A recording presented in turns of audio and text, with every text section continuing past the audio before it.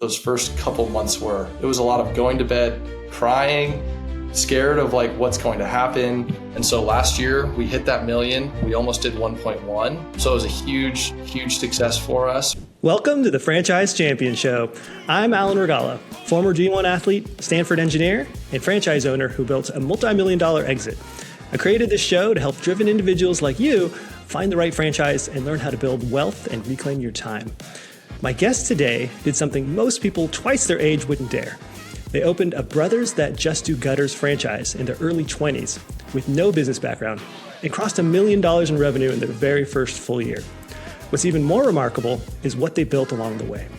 Trevor and Lauren Tatko, welcome to the Franchise Champion Show. Thank you. Wow. Thank you, Alan. Appreciate that introduction. Yeah, what an intro. Oh, this is great. I'm super excited to share your guys' story. We chatted for a bit a couple of weeks ago, and it's just so interesting and inspiring, really. Take us back to where, before you guys got into franchising, what were each of your backgrounds? Lauren, I'll let you take it. All right. So when we first met, actually, I was finishing out college. Trevor had just graduated from college. So we went to college in the same state, but two separate places. He went to University of Idaho in northern Idaho, so Moscow. And I was down in Boise, at Boise State. And I was finishing out my Bachelor's of Science in Nursing. And Trevor had graduated with a degree in math and statistics, like actuarial science. Nice. So you guys were rivals from the beginning. Somehow it worked out. I don't know, but For Christmas, we got this house divided sign. So it's Boise State and Idaho on there. And he's like legacy U of I, and I'm like legacy Boise State. So it runs deeper than just like both of us too. It's like our parents constantly make jokes and everything. But yeah, so I was still in school, and kind of a little background like on me, I guess, was I've always kind of had this like itch for like an entrepreneurial itch, I guess, where I would kind of like start things throughout my life. My parents were very adamant about me getting a higher level education. And so, and you know, like super grateful for that. They paid my way through school, which was huge for us, like very privileged to have been able to do that. And so basically when we met, we would always play this game where we would come up with like business ideas or product ideas to like sell and all this stuff. Like our minds just kind of worked in that similar way. And as we kept going, then I started working as a nurse. And before I kind of get too far into the story, I'll kind of turn it over to Trevor for him to tell us a little bit about his background before I got into nursing, because he was working in the workforce before I started while I was in college. Yeah. So yeah, Lauren nailed it. I was University of Idaho, actuarial science, thinking I'll do math and stats, which will help me get a leg up in like the business side of things when like I'm looking for a job. And so then graduated, I landed a job down here for a company. I don't know if I should disclose it, but it's Clearwater Analytics. So I was working there for a couple of years. That's when I met Lauren, and it was just very repetitive, right? I wasn't sure if this was what I wanted to do for the rest of my life. It was a great team and all of that, but then as we get further this conversation, you'll learn a little bit more about Lauren and how she sees something, and it's like, why not us? Let's just go do that. Why not us? And so, yeah, kind of one thing led to another, and I'm sure we'll kind of dive into how we found this company. But yeah, that's kind of my background. okay. So Trevor, we got your background story. Lauren, catch us up. What happens next? Perfect. So then I graduated from nursing school. And while I was in nursing school, I worked as like a CNA in the hospital setting, then graduated and became an emergency department nurse, which I love because my personality is very just like adrenaline junkie type of person. Really like spontaneous, love like kind of high stress environments or like big crazy things happening. Like that's definitely a place that I thrive. And I'm kind of just like a goer. Like I like to be busy. So it worked out really well for me. But kind of like throughout that whole process, it was just always that thing in the back of my mind where I was like, this is not what I'm supposed to do with my life. Like I want something like bigger and better. And to be completely frank, like one of the things that we did, Trevor and I have always really been into like communication between us. And so we sat down and we had a discussion about kind of like what we wanted our life to look like. Like, you know, let's say 5 years, let's say 10 years. We said like, what does it look like? Like, do we own private jets? Do we like live in an apartment? Like, what does it look like? And we sat down and like wrote it out on a piece of paper. And to be completely honest, Trevor is a simple man. And he's like, I just want to have fun. I just want to live my life. And he decided to marry a woman that is not simple. And I said, no, we want big, grand things. And I said, we can't get there with the career paths that we have. And one of the things that, we both always talked about is like starting a business. So what if we kind of like explore that more, and not to get too much into Trevor's side. I know he doesn't like when I talk about this, but it's the truth, is when he was at Clearwater, he is a very outgoing person and just very like talkative, loves to like build relationships with people. And his job was very much behind a desk on a computer all day long. And he kind of got into a rut where he was just really unfulfilled in like what he was doing, not necessarily because of the company or anything, just because of like the nature of the work. And basically because of that, like we had that conversation where it was like, we want more, we deserve to like be happy and like chase our dreams and do all these things. And if someone else can do it, why can't we? That was like the other thing was we talked about this incessantly, was we didn't have kids, we didn't have a mortgage, we didn't have car payments. Our parents both had paid for us to go to school. So like we really had no debts at that point. So while like I know for a lot of people, they look at us and they're like, wow, like, why would you do that when you're so young? And my question a lot of times is like, why would you wait until you have all these things like relying on you to like then take that chance, because it's so much scarier, right? So Absolutely. It's been an interesting thing, because a lot of times we have people that are like our mentors now that have kind of done it the backwards way, where like, as opposed to us, where they're like, I don't really know how you like factor kids into having a business when you didn't have them before you started the business, as opposed to like, oh, start the business, it's okay that you have kids. So it's like, now we're kind of doing this reverse way of trying to live our life. But it's a learning process, and it's been great. But that's, well, first of all, I have to commend you.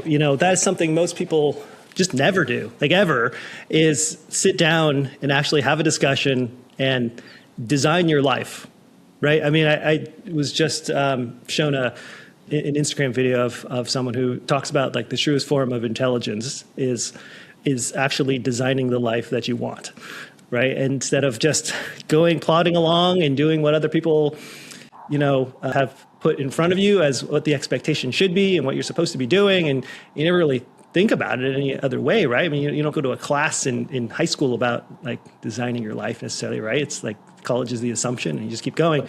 And for you guys to do that on your own and sit down and think about these things, I mean, that is fantastic. So great job with that. So yeah. So, and also, I mean, I love the thought you put into that, into the timing of it. Like, when you're younger, I mean, I was the same. I had finished grad school, and I had worked for a couple of years in industry before I left the corporate world and started my first business. And it was the same sort of mindset, which was, I don't have all these responsibilities yet. I can always go back, right? You can always go back and get a job, but why not do it while I'm young and I've got all this energy and I'm excited and, all that other good stuff. And so, kudos again to you guys for taking the leap while you're young, and you will absolutely be thankful for that. When, obviously you guys are doing well now, but, years in the future as well, when you're just going to be able to enjoy the fruits of your labor for building a business for so much longer, having started earlier.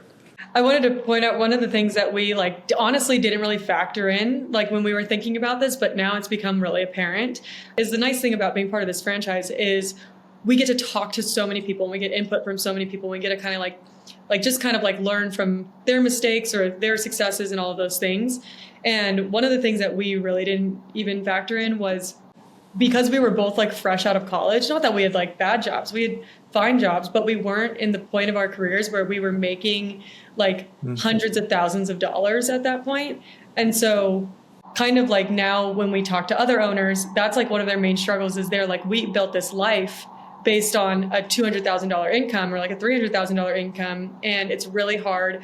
The business takes time to grow. It's always going to take time to grow. And so you kind of have to live really lean for a while. And the nice part, and we joke about this all the time. We say we are still okay with living like college students, because that we went from going to college and living like that, living like we were dirt broke, we were in college, to then deciding to own this business. And it's we didn't ever have to bridge that gap between this big life that we built and then how much income we could generate from the business while it's growing, which has been a huge advantage for us, because we never lived grand yet. So like now we're like slowly growing to grand, I would say. Yeah.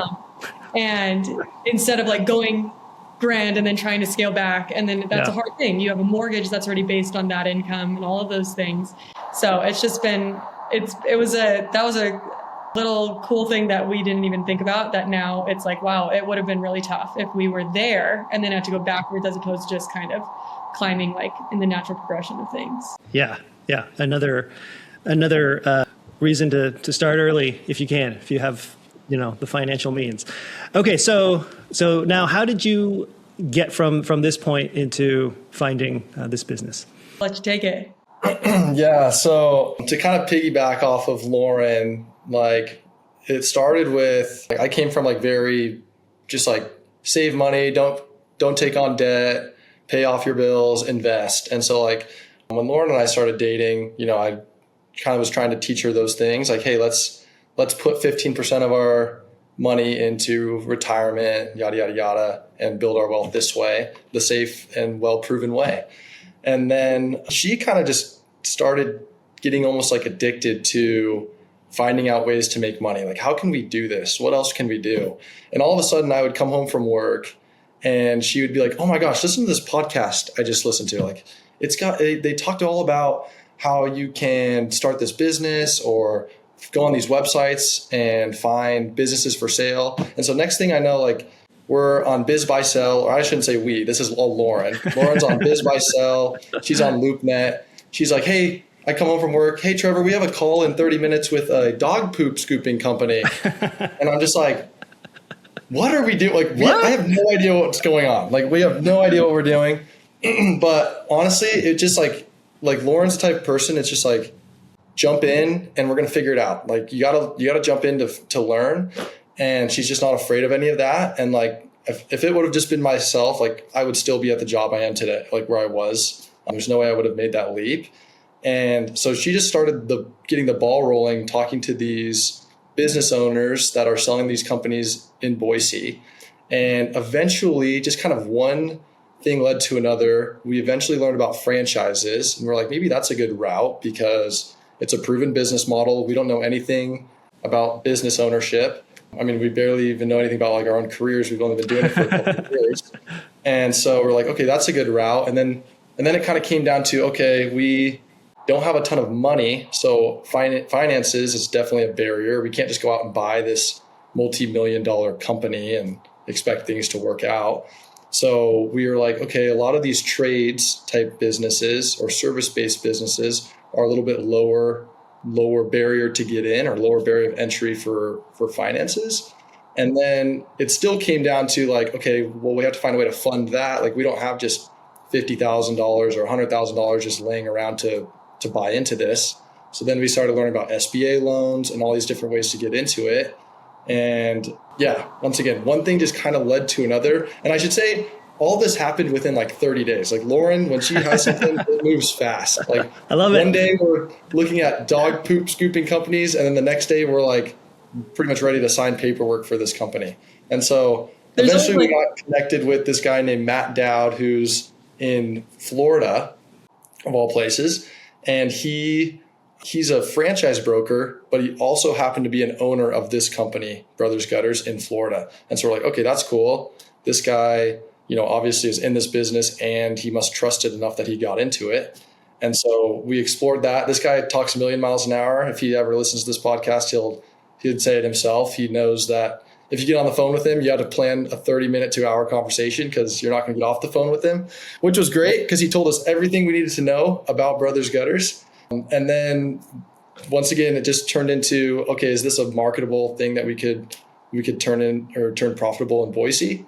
And after a lot of due diligence and calling a bunch of owners around the nation, we were ready to sign that dotted line. I wanted to say real quick that I know Trevor was like shouting me out that like, if I wasn't here, then he'd still be at his old job. And I do really appreciate that.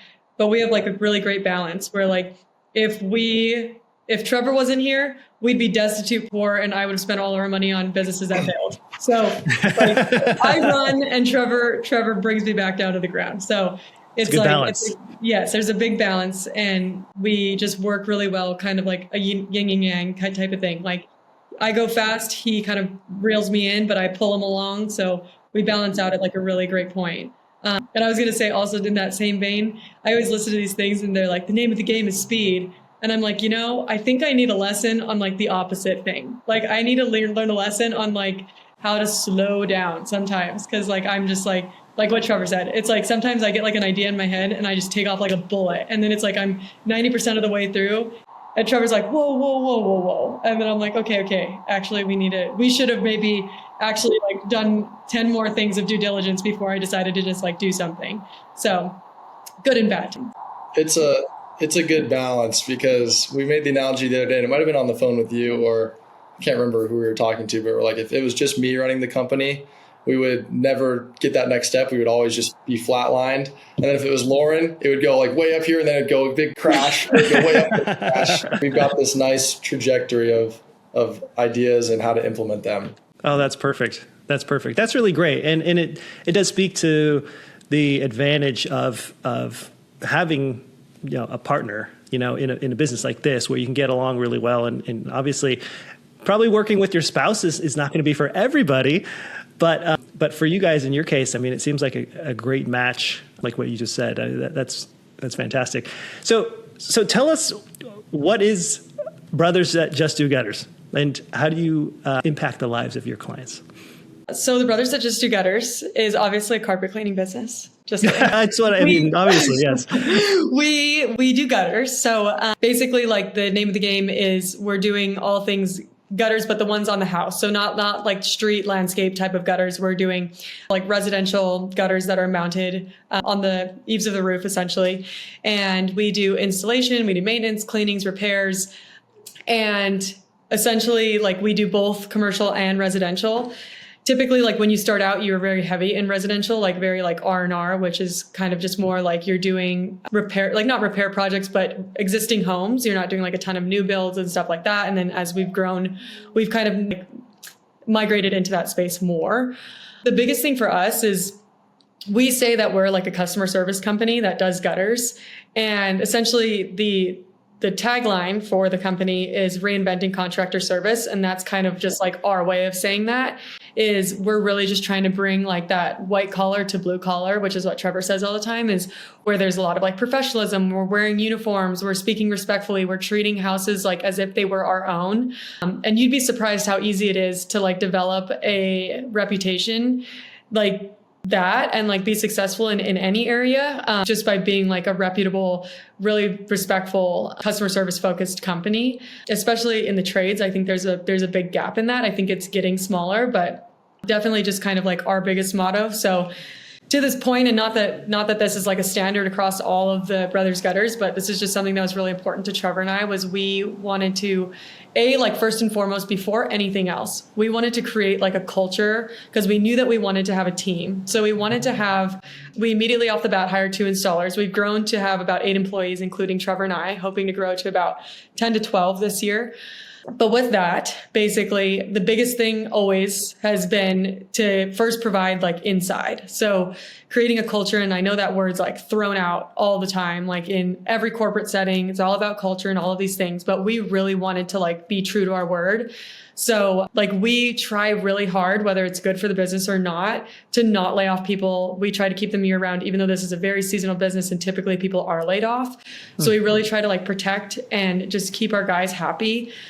And we really truly believe like that's like, incentivizing them and praising them. And like, I don't know if anyone's read the book, How to Win Friends and Influence People by Dale Carnegie, but yeah. Absolutely amazing book. And one of the things that they talk about in it is like so many people, like so many leaders think that it is their job to like critique. And it's like, yes, like you have to hold people accountable, but 9 times out of 10, like training a dog, they're going to do better with positive reinforcement than like discipline. So like, that's kind of like the way that we try to go about have like just running the business, is like, we are all a team. We are all on the same playing field. We're really just trying to like, help you become a better person, be like more successful. Like really that's what it's all about. And we truly believe that if we can do that internally, like within in-house, And all of our employees are W-2, so we don't sub anything out. So it's a lot easier to control when you're not having subs. But all of our employees in-house, and we believe that if we do that, then when they go out to a job site, it translates directly to the customer experience. Because if like our guys are really bought in, they're loyal to the company, they believe in the values, all of these things, and then when they go out there, they want to represent us well, they want to represent themselves well, they want their workmanship to be, they know that it's going to be praised, like they know that people appreciate it. Like there's just so much that goes into it, and the customers see it time and time again. And one of the things that we get said to like constantly is that they're like, you guys must be in business for like 10 plus years. You guys have 175 5-star reviews. And I'm like, no, we've been in business for 2 years. But the reason why is because our guys, and it's nothing to do with Trevor and I, to be completely honest, maybe on the back end, but like for the most part, it is our installers and our sales team like just doing an amazing job.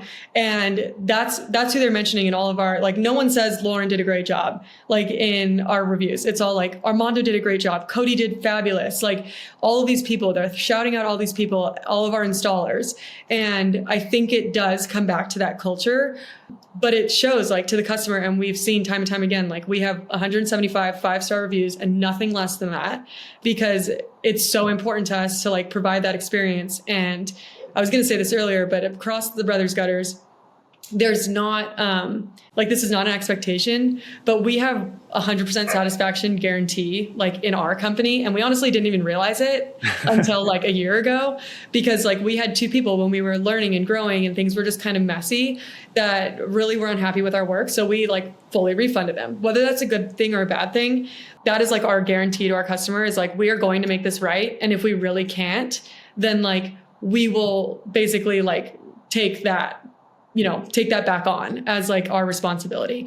And it's done wonders for like our reputation in the valley and also just like the fulfillment, I would say personally out of the business. Like I am so proud of it. I'm so proud of our reputation. Like I feel like I can walk into any room with anyone and be so proud of like the company we have built, because like we have such a good standing in the valley and we're doing what we said we were going to do, which is essentially what I think the Brothers That Just Do Gutters is, and what we really try to make, like especially our Boise location, that's really what we try to like project, or like I guess like but yeah, that's awesome. I think that is the key, especially in the home improvement sector, is service. I mean, it's very easy to stand out if you're doing what you say you're going to do, and you're treating people with respect and all the things that you said and that you guys do.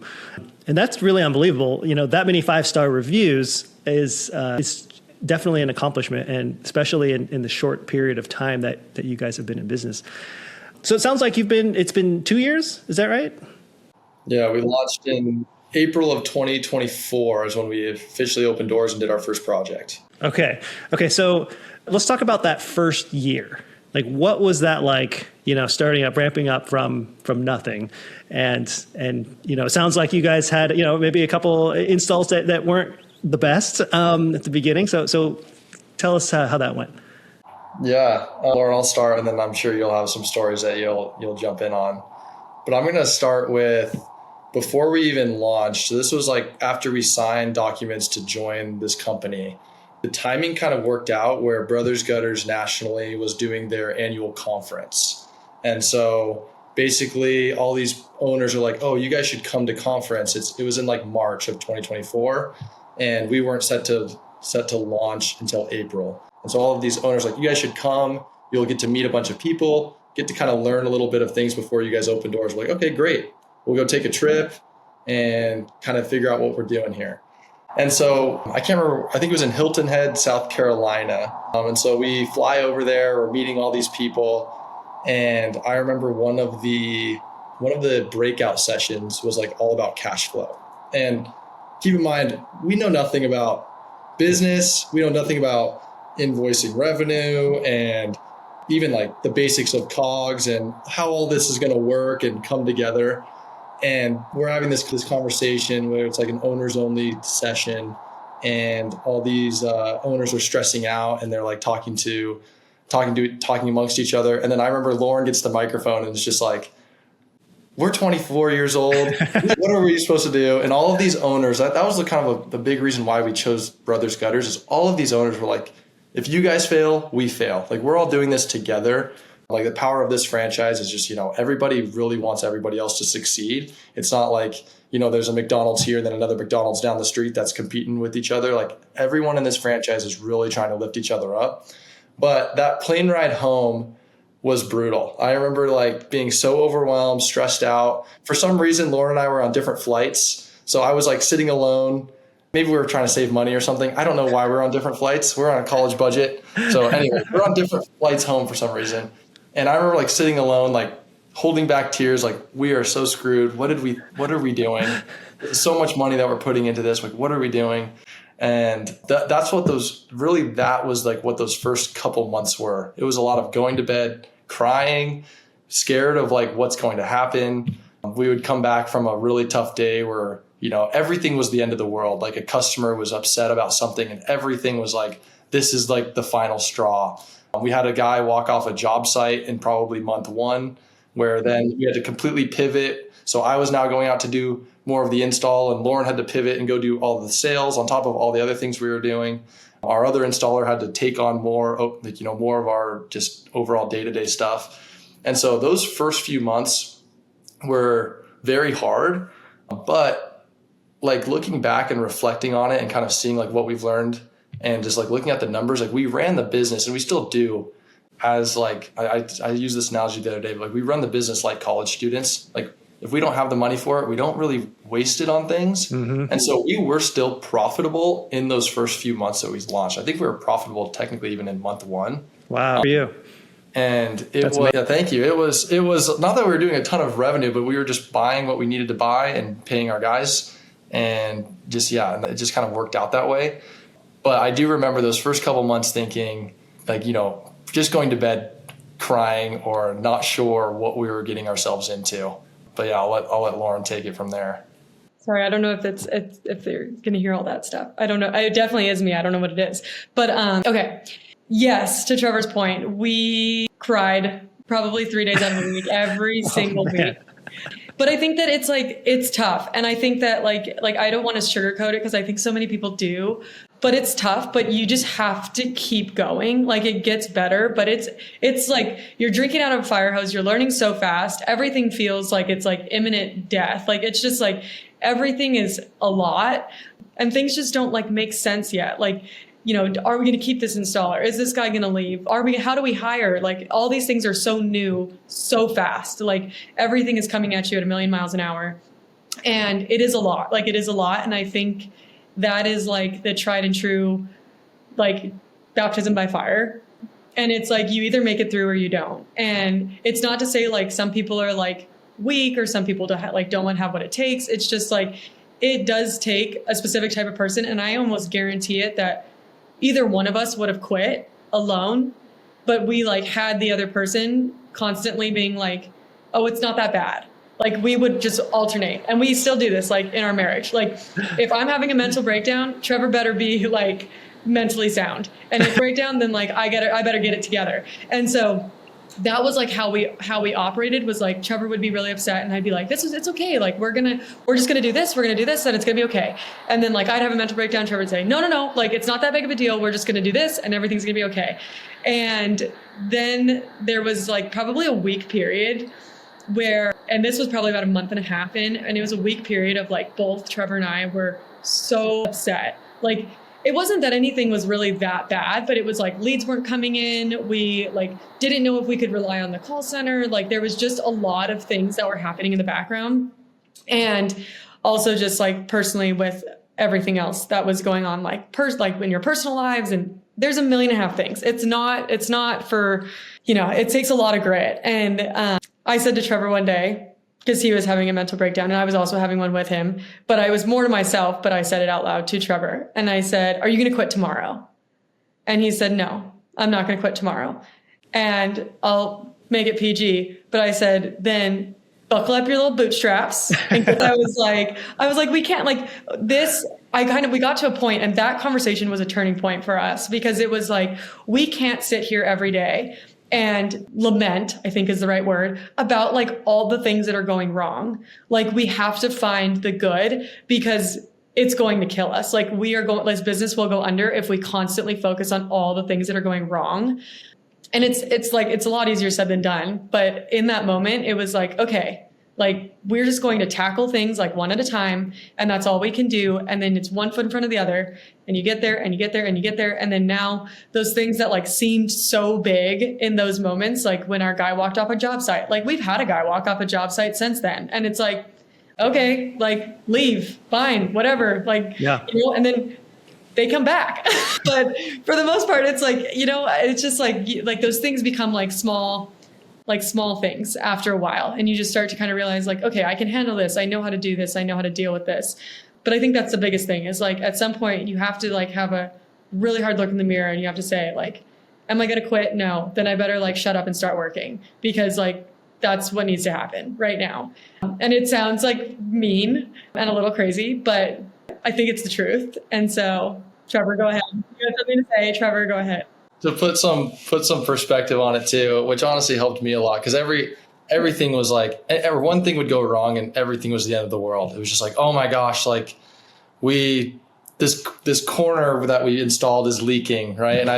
And this was like at the time Lauren was still working at the hospital full time, so she was still doing emergency department nursing. So we were living off her income while trying to get this business off the ground. So she was basically working like 80 hours a week, doing that, and then also doing as much as she could. And I was mean and really direct. I don't have time to beat around the bush. Time for your crying, okay?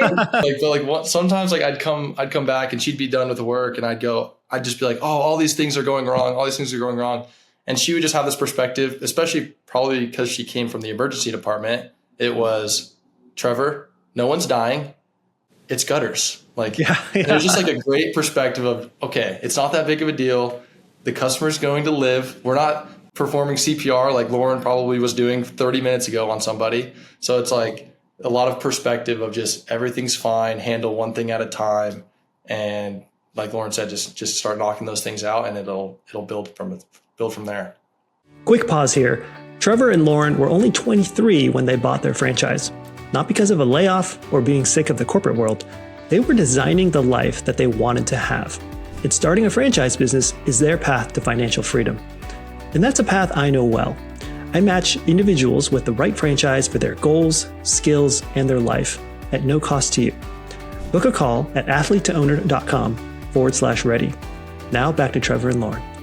That's a great perspective. You know, I think always being able to relate to something like life or death, I think surely, you know, can make you feel better about, you know, what you're doing, that, or at least that it's not the end of the world. I remember in my business at Shelf Genie, we would always say, there's never a shelving emergency.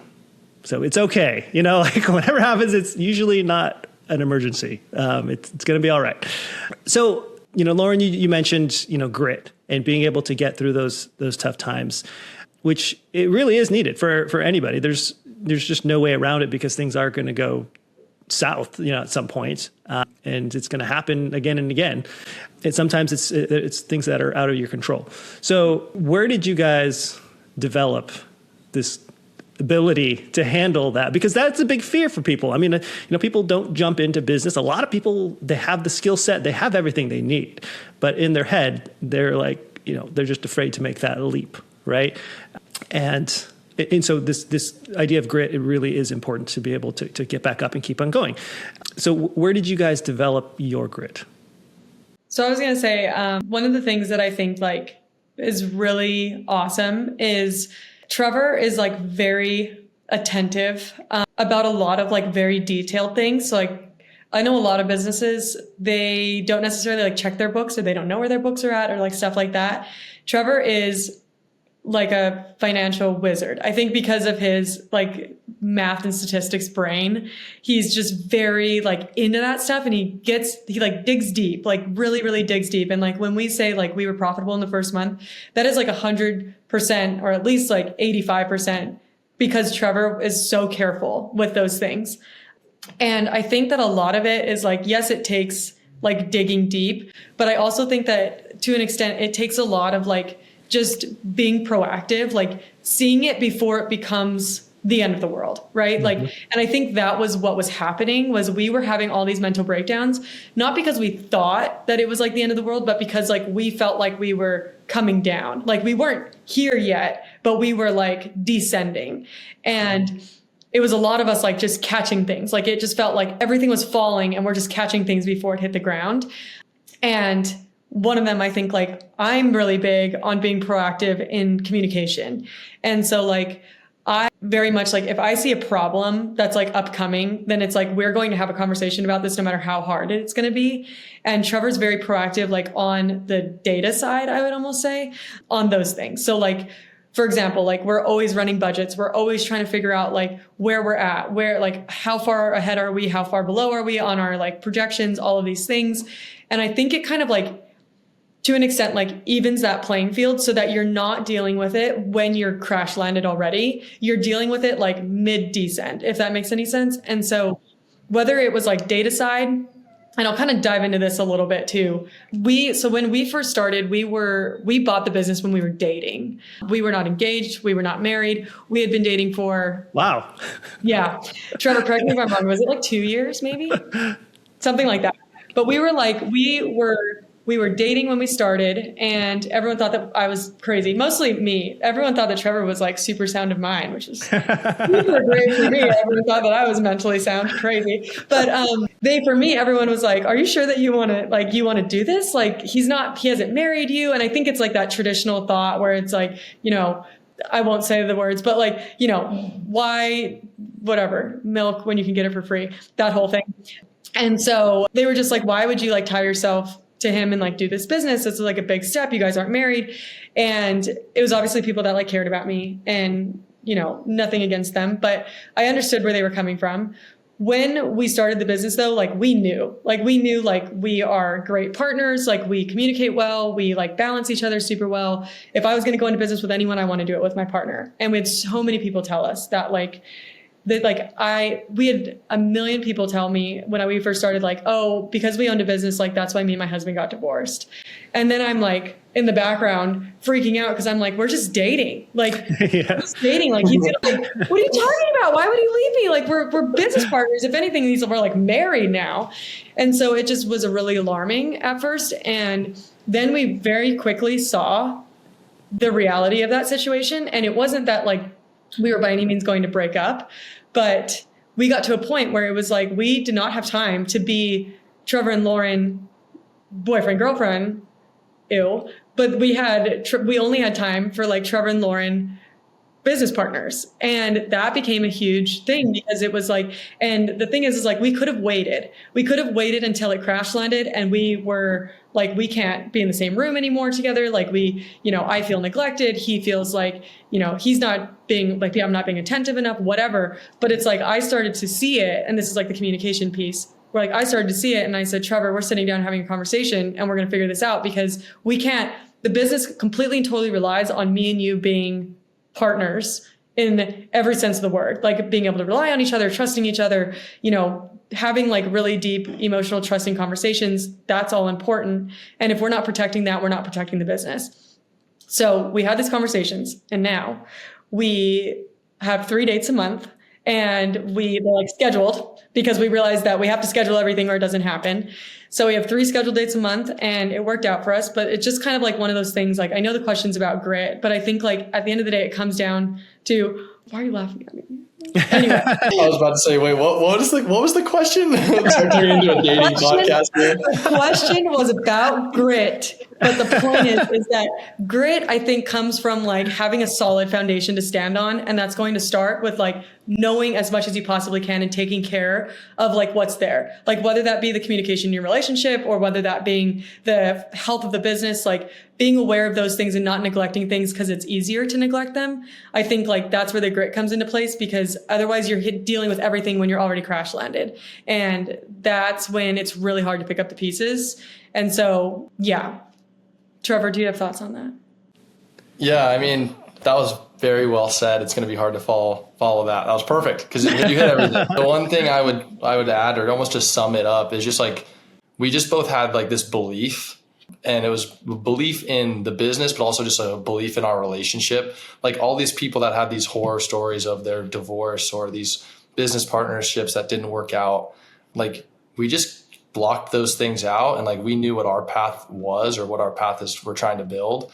And so I think really what just keeps us sound and kept us going was just the belief and power of the franchise. Like they've really helped us set a structure of these need to be your numbers. If you hit these, metrics for, your revenue and your material costs and your overhead, you should on paper be profitable. And so it's just like, okay, if something's high, then it's just easy to dissect that and be like, okay, we need to fix this. So the business side of things, like we knew, or we had a good feeling or had the belief that we were going to be able to make these numbers work because it has been done all over the nation with all these different owners that are doing it all these different ways. And so we're like, we can make that happen here. And then like Lauren said, just on the back side of things or on the, behind the scenes, it is a lot of hard work that we have to put in on the relationship side, because it is very easy to come home from a long day of work and talk about gutters. We used to go on walks and before we started this business, but now like we go on walks and we almost feel like we could call it a business trip because we're just talking about gutters the whole time. We're looking at houses, we're looking at gutters. It impacts or finds its way to sneak into everyday part of our lives. And so like Lauren said, like these 3 dates a month type of things that we do. Again, her idea, which thank God, like I have her, because she sees a potential issue that might happen or like a potential problem and comes up with a plan to make that work. And like when she first pitches it to me, I'm like, honey, we're fine. We're good. But then it's like, no, these are really for us to continue to grow and make sure we're on the same page. And I think it's going to, help us just get to that next level in our career, but also just as a couple. Yeah.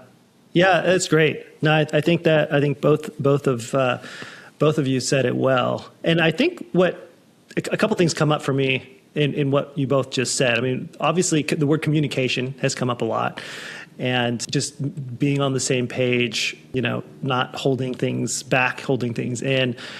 And I think what Trevor just alluded to, and Lauren has really stated maybe before, is it's this idea of anticipation, of projecting what may happen along the current path that you're on, right? Whether that's going down and you see things that are a trend downward and you've got this feeling based on what's been happening, or whether it's between just the relationship between the two of you and all the talk is always about work and whatnot, and seeing the path to just being 100% work, which is not great. And so seeing those things ahead of time and then doing something about it, which that right there, speaks volumes. And it goes back to what we talked about earlier, which was designing your life, right? One of my favorite quotes, and I don't know who said this, but it's, you get what you tolerate, right? It's not what you deserve, it's what you tolerate. And so when there's something happening in your life or in your business, and you don't like the trajectory, is you do something about it, right? Before it gets to that point, while you still have a chance, and before, all hell breaks loose or things just completely fall apart or off the wheels, is you do something about it. You change the trajectory. And I think that's an idea that I think a lot of people can learn from wherever they're at in their lives, is that you always have this opportunity to do that. And it just takes, courage and good communication, especially, if there's, you have a partner or a spouse like you guys have each other, that you do that. And, you guys both, it seemed like you work well too, because I think you both have empathy as well for each other. And that combined with the communication, I mean, that's just a recipe for success. So great job, both of you guys. I wanted to say also, like, to Trevor's point about the belief, and I know this is like maybe a hot take, but why do you keep laughing at me? Anyway. No, I'm not. I'm just like, I'm laughing with you. Oh my God. Anyway, I think that, like, to an extent also, I think that a lot of people that own businesses and are successful have gone through like really trying periods in their life, because I think that it is a lot of like self-efficacy that like helps you get there. Like that belief that Trevor's talking about, like you have to find something that you believe in to the point that like you think we can do this. Or if you don't believe in it for me, like, do you believe that Trevor could do this? Or Trevor doesn't believe in himself. Does he believe I could do this? Or I have like a personal background story that like, you know, kind of like when Trevor says like she takes off like a bullet and she's not afraid, it's because like, you know, I've gone through something that like you have to pull yourself out of, and it takes so much out of you that you're like, I can do anything. Like nothing should scare me. I'm okay. I'm able to pick myself back up. It's not going to be that bad. It's not the end of the world type of thing. And I think it's just like building that mental toughness over time, whether it's like you had a bad experience or you had, you know, like you have a really strong partner or whatever it is, like there has to be like a why or like a belief in an entity that's going to like get you there. Is like the grit part of it. Yep. Well said. Okay, Lauren, you opened this can here. What? And this speaks directly to my question before about grit. You know, is this an experience that has helped formed you? It helped. What? Are you willing to share this experience with us? Yeah, no, I'll definitely share. Hopefully I don't cry. Basically, when I was in college, I feel like I've kind of had it my whole life, but when I was, since like probably 5th grade is when I really started to like notice it. But when I was in college, I developed a really, really bad eating disorder to the point where like it really like ran rampant in my life. I was like suicidal for like a period of time. I was like hurting myself because of like lack of control. I was just like in a really dark place. I pushed so many people away. I was incessantly angry because I was underfed and my brain didn't have the power to think. But I just struggled kind of with everything, like things that came easy. And it's just like normal symptoms of having an eating disorder or like being severely underweight is like, you're always cold, you're uncomfortable, you don't sleep. And that just like constantly continues to like deteriorate your mind.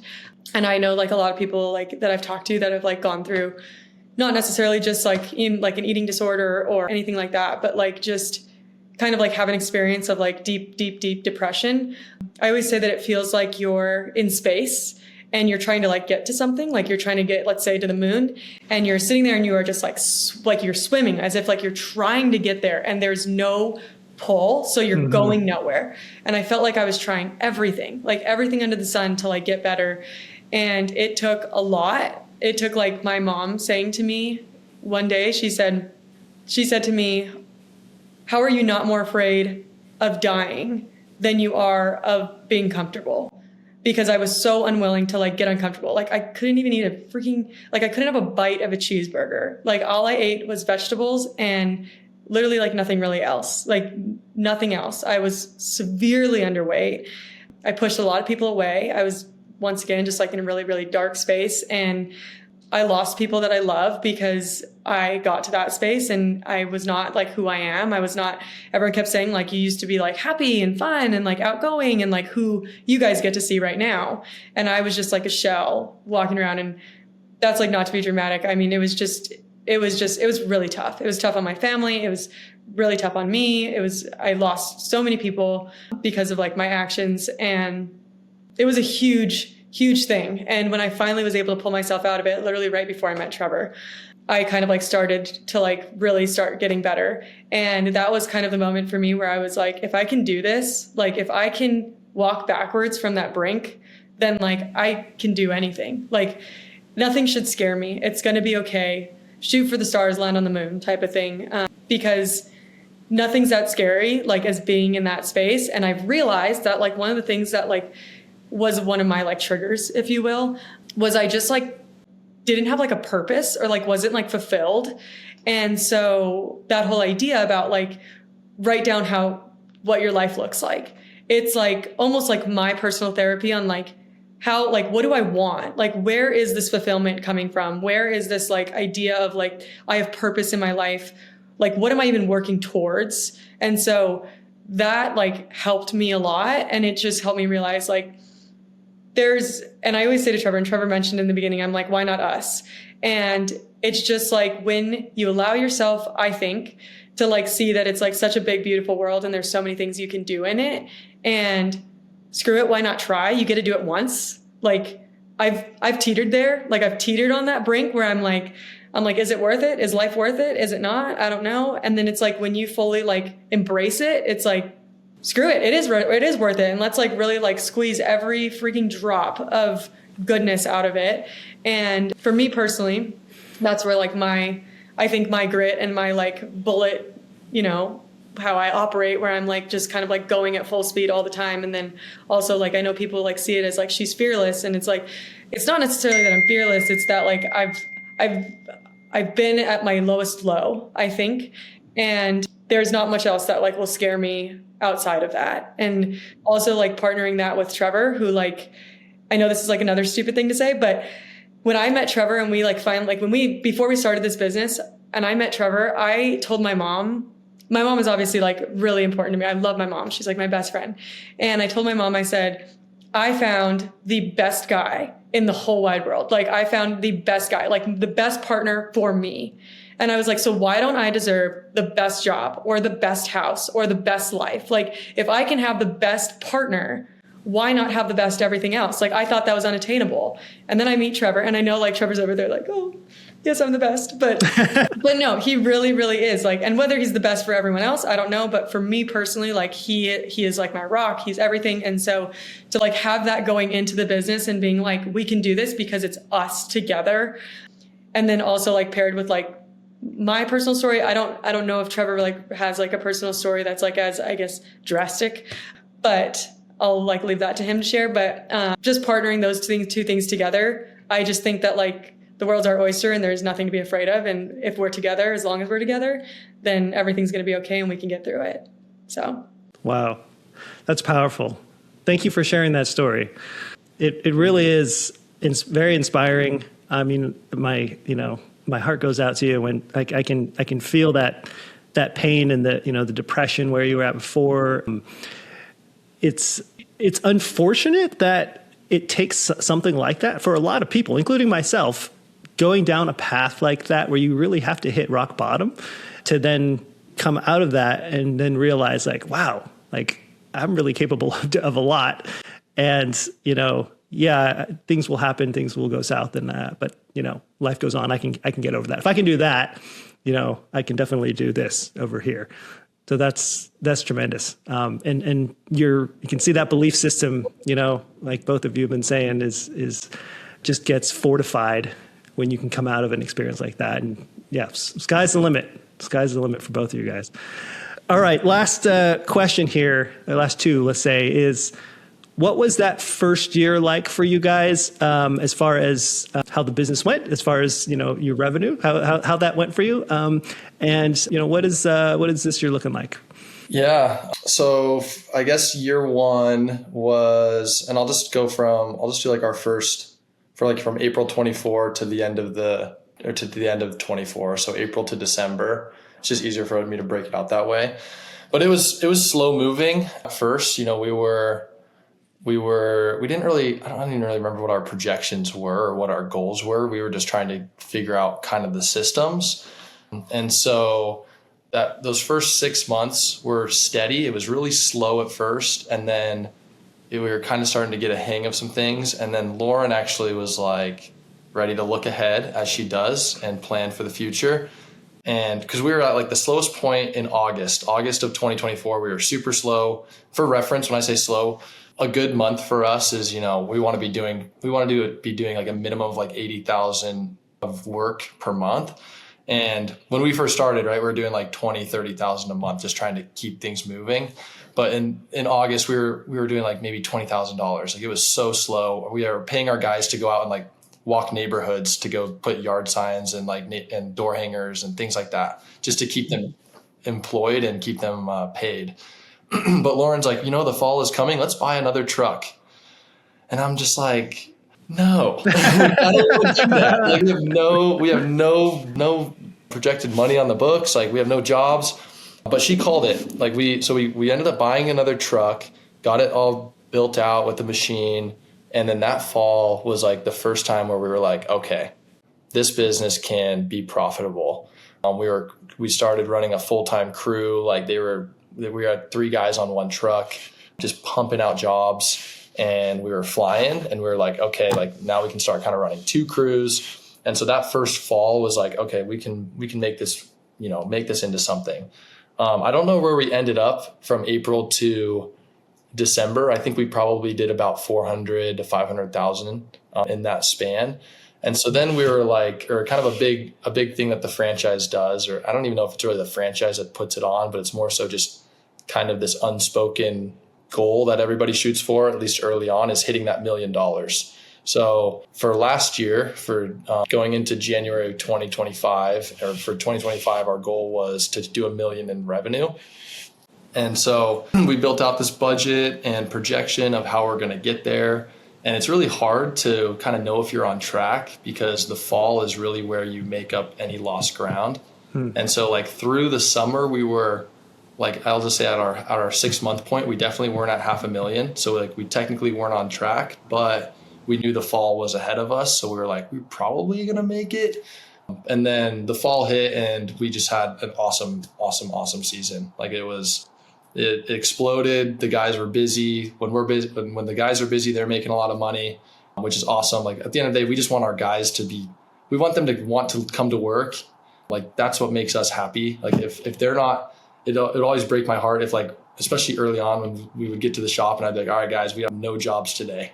Like that's the worst, because then they know they're going to get paid really minimal to go get paid to do small little things. And so it's awesome when we're booked. Go ahead. It just feels like you like failed them. Like even if it's just for a day, it's like you walk in, and I remember like we had that conversation a lot. It was like we're walking in and we're telling them that we failed them today. Like it's been a whole week of failing them, and I don't know what we're going to do. Yeah. And so that year 2, or that first full year of 2025, it was overall, like we had very minimal days like that. I would almost say maybe none, outside of some of the cold winter days in like January, February. And so last year we hit that $1 million. We almost did 1.1. So it was a huge success for us. We were thrilled when we got there. Congrats. That's amazing. And then it's just on to the next one. Now we're like, all right, what's our goal this year? This year we're trying to actually, we're still have a big revenue goal, but we're trying to get more of our employees taking on more responsibility. And so, we're bringing on a sales guy. We kind of had one in 2025, or had a few that we cycled through. But we have one now that we really think is going to excel. We've promoted another one of our guys internally. He's now technically our project manager. And so he's taking on more roles and responsibilities. And so this year is a lot of trying to grow our team, get them all up to speed, and then that will help us get to the next level. Something that the franchise taught us was like, become replaceable to be promotable. And so we passed that on to our employees. Like one of them is Cody. Like, Cody, we can't promote you until you train this new guy and make him a head installer, so that he can do all the things that you can do, and then you can take on more responsibility.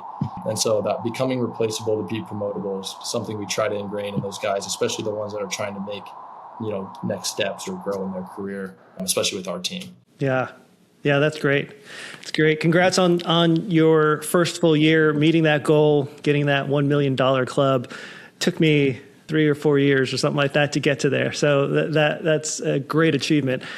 What is one tip you guys, each of you, we'll ask you independently here, what is one tip that you have for anyone out there that is looking to maybe get out of the corporate world or transition out from whatever they're doing into owning their own business, maybe looking into a franchise?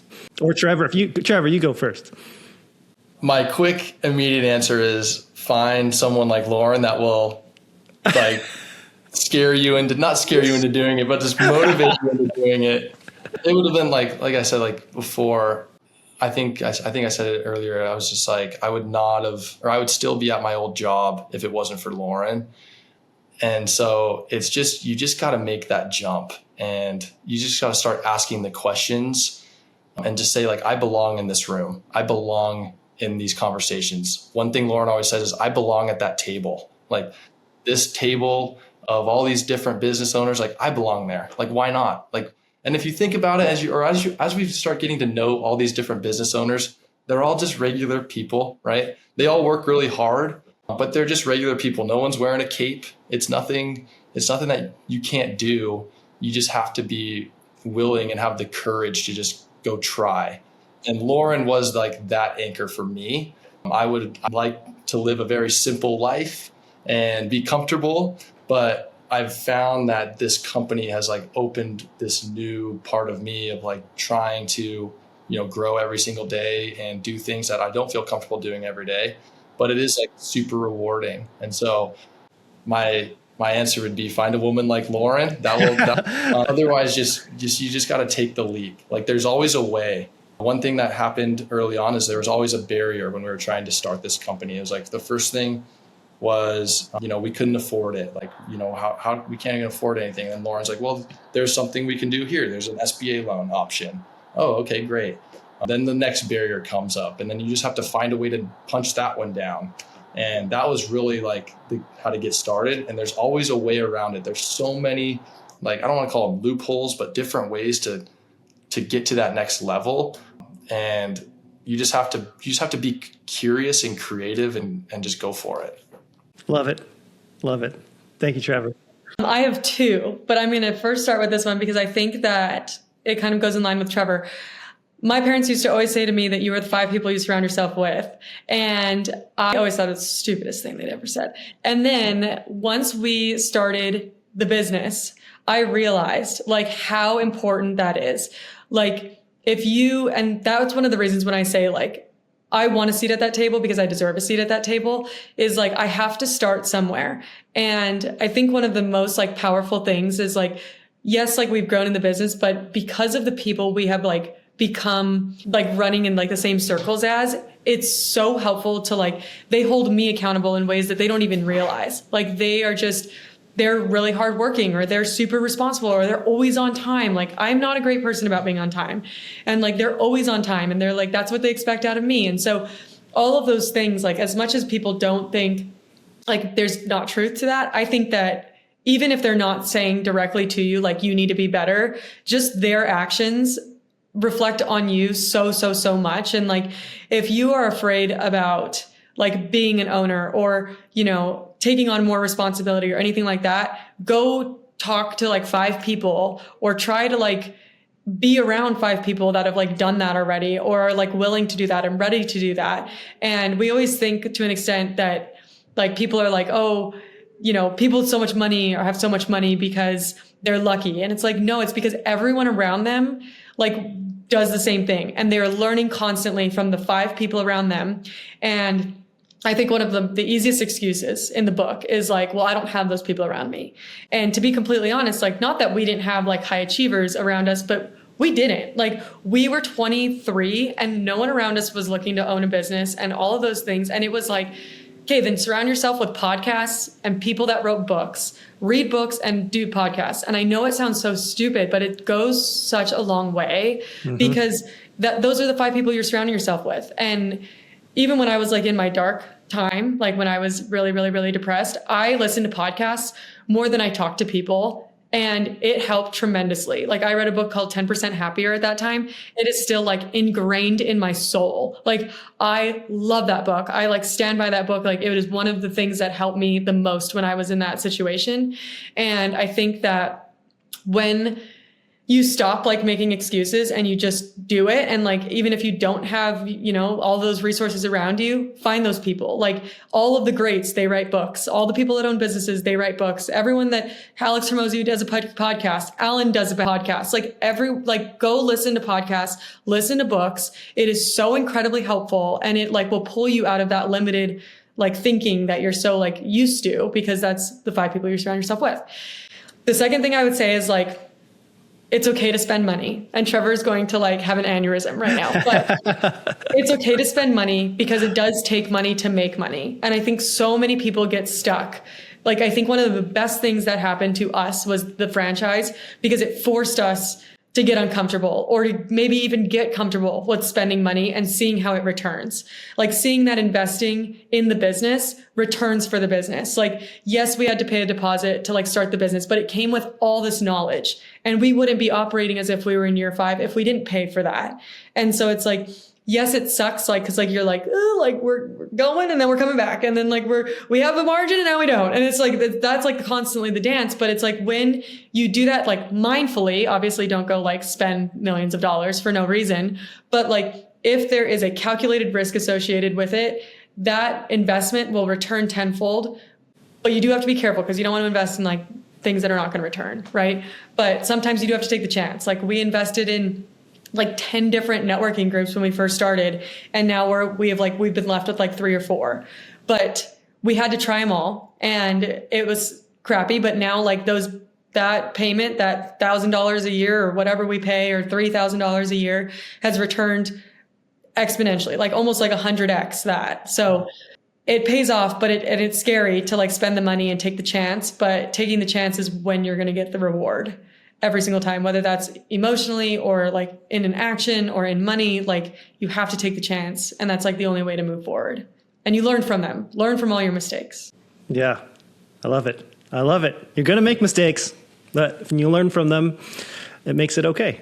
Well said. Great words of wisdom. I love it. I learned a lot on this call and really enjoyed your stories and all the little nuggets that hopefully will be helpful for others out there looking to get out of the corporate world, looking to build a life of their own, design a life of their own like you guys have. Thank you guys so much for joining me today, and congratulations on being franchise champions. Thank you, Alan. Really appreciate it. Thank you. What I love about Trevor and Lauren's story is that they didn't wait until they felt ready. They did the homework, found the right fit, and bet on themselves early. That's a mindset thing, but it's also a process thing. Knowing where to look, what questions to ask, and whether a franchise actually matches your life makes all the difference. That's exactly what I help with. I work one-on-one with driven individuals to find the right franchise for their goals, their capital, and their lifestyle, at no cost to you. Book a call using the link in the show notes or head to athletetoowner.com/ready. I'm Alan Regala, helping you become a franchise champion. See you in the next one.